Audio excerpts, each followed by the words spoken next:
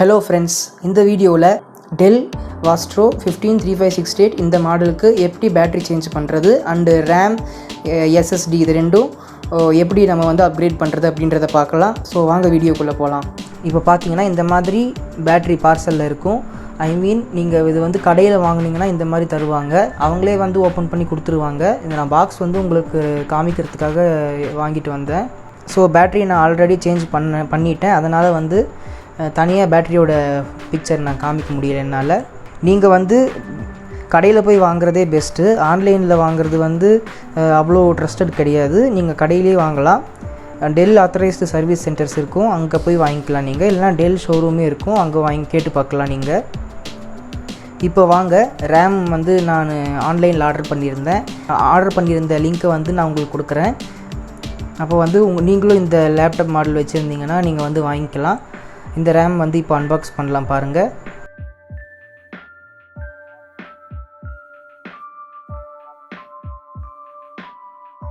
இப்போ வந்து SSD unbox பண்ணலாம். கூடவே வந்து ஒரு ஸ்க்ரூ ட்ரைவர் செட்டு வாங்கியிருந்தேன், ஆனால் அது நான் காமிக்க போகிறதில்ல. பிகாஸ் அது நான் வந்து ரிட்டர்ன் பண்ணிட்டேன்.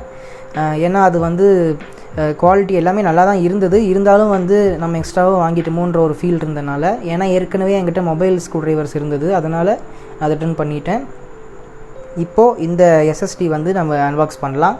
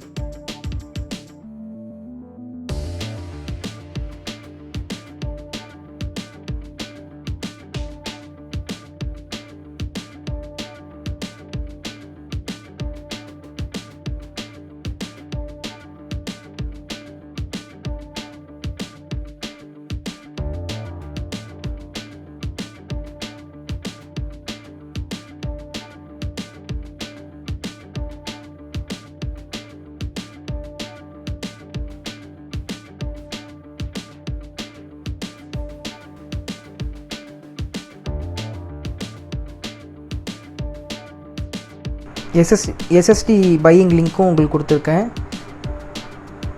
அடுத்து வந்து பார்த்திங்கன்னா இந்த கேஸ் இது வந்து எதுக்குன்னா HDDக்கும் சரி SSDக்கும் சரி இது வந்து நீங்கள் யூஸ் பண்ணிக்கலாம்.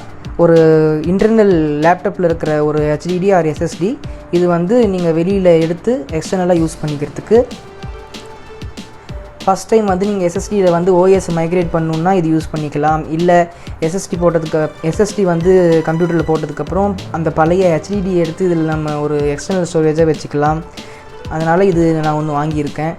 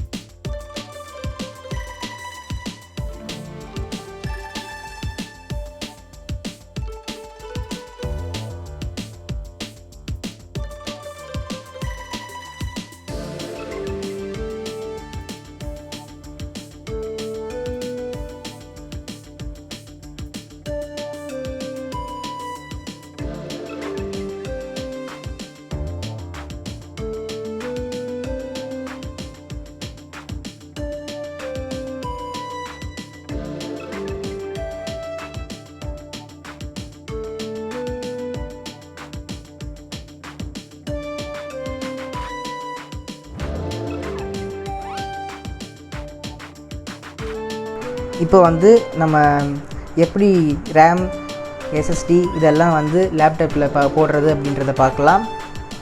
சாரி ஃப்ரெண்ட்ஸ், என்கிட்ட வந்து ட்ரைபாட் வச்சு எடுக்கிறதுக்கு ஒரு நல்ல செட்டப் இல்லாதனால நான் வந்து இது என்னால் முடிஞ்ச அளவு கவர் பண்ணியிருக்கேன். ஃபுல்லாக என்னால் கவர் பண்ண முடியல ஒரு ஸ்டெப்பும்.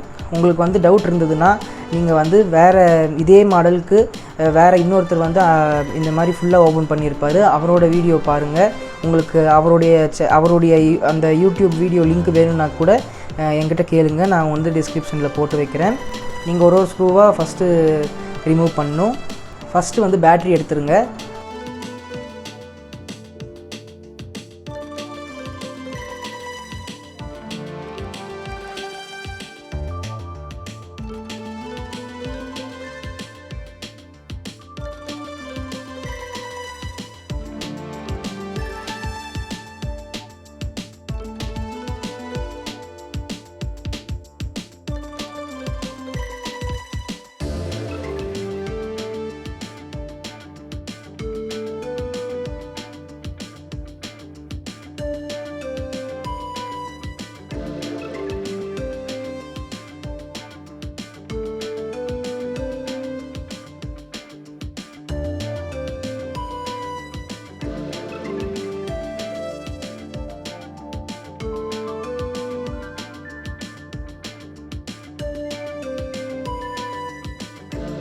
பின்னாடி வந்து ஸ்க்ரூ ஃபுல்லாக கழட்டியிருந்தாலும் சரி, இல்லை பாதி கழட்டிட்டு இருந்தாலும் சரி, நீங்கள் அப்படியே லேப்டாப்பை திருப்பி கீபோர்டை ஓப்பன் பண்ணிடுங்க.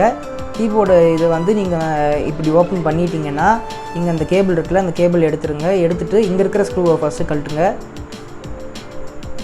ஸ்க்ரூஸ் எல்லாம் பத்திரமா வச்சுக்கோங்க ஒரு சின்ன ஒரு பிளேட்டில்.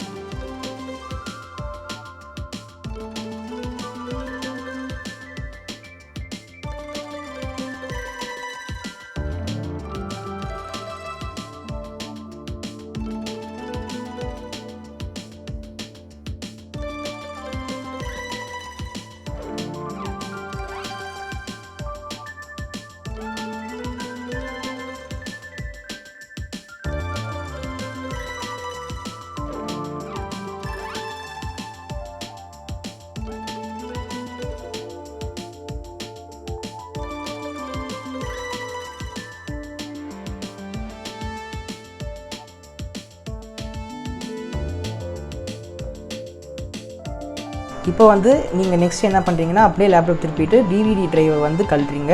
டிவிடி டிரைவுக்கு பக்கத்தில் இருக்கிற 2 ஸ்க்ரூஸ் வந்து கழட்டிட்டீங்க. அப்புறம் பக்கத்தில் இன்னொரு ஸ்க்ரூ இங்கே இருக்குது பாருங்கள், அந்த ஏர் வென்டிலேஷன் பக்கத்தில் ஒரு ஸ்க்ரூ இருக்குல்ல, அதை கழட்டிட்டு நீங்கள் அந்த டிவிடி டிரைவை ஓப்பன் பண்ணி எடுத்துருங்க. அப்படி எடுத்ததுக்கப்புறம் டிவிடி டிரைவ் எடுத்ததுக்கப்புறம் அதுக்கு கீழே வந்து 3 ஸ்க்ரூஸ் இருக்கும் பாருங்க, இந்த ஸ்க்ரூஸ் எடுத்துருங்க. அவ்வளோதான். இப்போ வந்து நீங்கள் ஃபுல்லாக அதை மொபைல் ஓப்பனர் மாதிரி இல்லை லேப்டாப் ஓப்பனர் மாதிரி ஒரு இதை வச்சு ஓப்பன் பண்ண வேண்டியது தான் பின்னாடி பக்கம். கேபிள்ஸ் எல்லாம் பார்த்து ரிமூவ் பண்ணுங்கள். மெதுவாக பொறுமையாக பண்ணுங்கள். அவசரப்பட்டிங்கன்னா எங்கேயாவது சில இடத்துல ஒயரையே நீங்கள் பிச்சு விட்றதுக்கு கூட சான்சஸ் இருக்குது. இப்போ வந்து இங்கே பார்த்தீங்கன்னா பழைய HDD இருக்குது, இங்கே ஃபேன், அப்புறம் இங்கே வந்து ஒரு RAM slot, extra RAM slot இருக்குல்ல, DDR4 ஒன்லி, இது மட்டும்தான் போட முடியும்ட்டு. இது HDD ட்ரே இருக்கும். அந்த HDD எடுத்திங்கன்னா அது கீழே இந்த HDDயை கனெக்ட் பண்ணுற மாதிரி ஒரு ட்ரே இருக்கும். அந்த ட்ரேயில் இருக்க ஸ்க்ரூஸ் எல்லாத்தையும் நீங்கள் எடுத்துருங்க.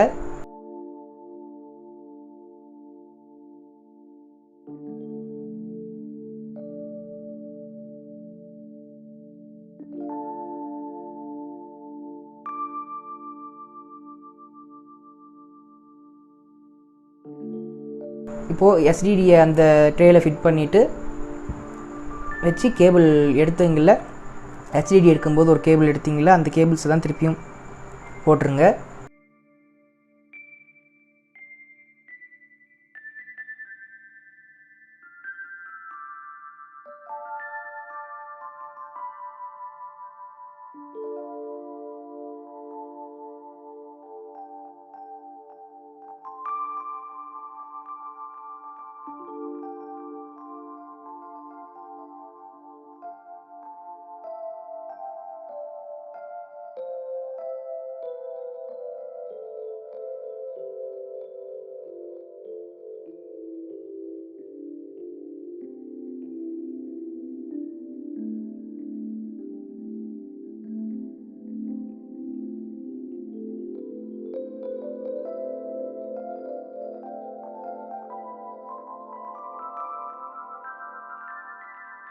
இப்போது ரேம் வந்து இன்சர்ட் பண்ணுறது ரொம்ப ஈஸி தான், எதையும் வந்து கழட்ட தேவையில்லை.